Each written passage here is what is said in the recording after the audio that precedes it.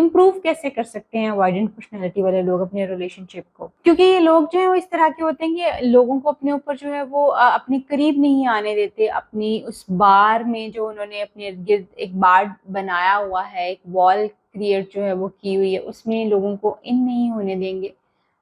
इस वजह से कि लोग उनको डिसअपॉइंट कर जाएंगे। जब आप इनके ऐसे लोगों के साथ अपना रिलेशनशिप बनाएं तो कोशिश ये करें कि आप उनके लिए अवेलेबल रहें इमोशनली, और फिर आप अपने बिहेवियर में कंसिस्टेंसी जो है उसी तरह से रखें ताकि उनको ये यकीन आना शुरू हो जाए कि हर इंसान जो है वो इस तरह का नहीं होता, क्योंकि वो हर इंसान को इसी तरह का ही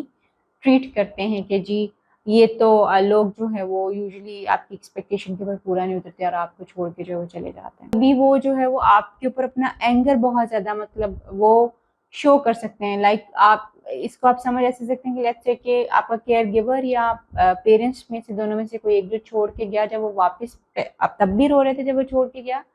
जब वापस आए तो तब भी आप उसी तरह से गुस्सा कर रहे थे, रो रहे थे, उसी तरह से सारी चीजें जो है वो हो रही थी। यानी उनके आने ने भी आपके इस बिहेवियर को जो है वो चेंज नहीं किया।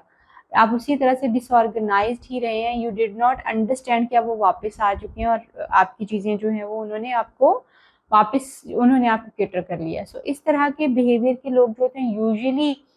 मेंटल हेल्थ इश्यूज को काफ़ी ज़्यादा फेस करते हैं, क्योंकि बहुत इंटेंस इमोशंस इनके होते हैं और वो डिस्ट्रक्टिव ज़्यादा जो है वो हो जाते हैं। इवन पेरेंट्स को भी हिट कर रहे होते हैं, मार रहे होते हैं, केयर गिवर को भी हिट करते हैं और मारते हैं बचपन के अंदर,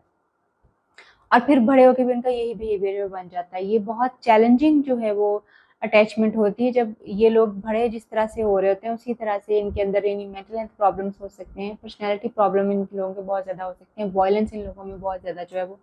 हो सकती है। और आप बड़े होकर भी देखेंगे कि इसी तरह का अटैचमेंट जो है इनके इनके पार्टनर के साथ भी होता है कि जहाँ पे ये वायलेंट जो है वो हो जाते हैं और अपने पार्टनर के साथ भी जो है वो अक्सर इनकी लड़ाइयाँ झगड़े या अपनी ही दुनिया में रहना जो इनको बहुत पसंद हो गए। इन लोगों को अपनी चीज़ों की तरफ लेके आना, मनाना, अपनी ठोंस जमाना, अपने आप को जो है वो अपनी बातों को इम्पोज करना जो इनकी पर्सनैलिटी के अंदर जो है बहुत ज़्यादा होता है। यूजुअली प्रॉब्लमेटिक पर्सनैलिटीज़ जो होती हैं वो डिसऑर्गेनाइज्ड अटैचमेंट के अंडर जो है वो आ रही होती हैं। उम्मीद है कि अटैचमेंट को समझना आपको हेल्प कर पाएगा कि आपका पार्टनर, आपके पार्टनर की अटैचमेंट अपने पेरेंट्स के साथ और केयर गिवर के साथ कैसी थी, क्योंकि वैसा ही आप अपने पार्टनर को डील कर रहे हैं जैसी आपकी अपनी अटैचमेंट थी। और अगर आप ये समझ पाएँ कि आपकी अटैचमेंट किस तरह की थी तो आप अपने ऊपर काम करके अपने रिलेशनशिप को बेहतर कर सकते हैं, बचा सकते हैं।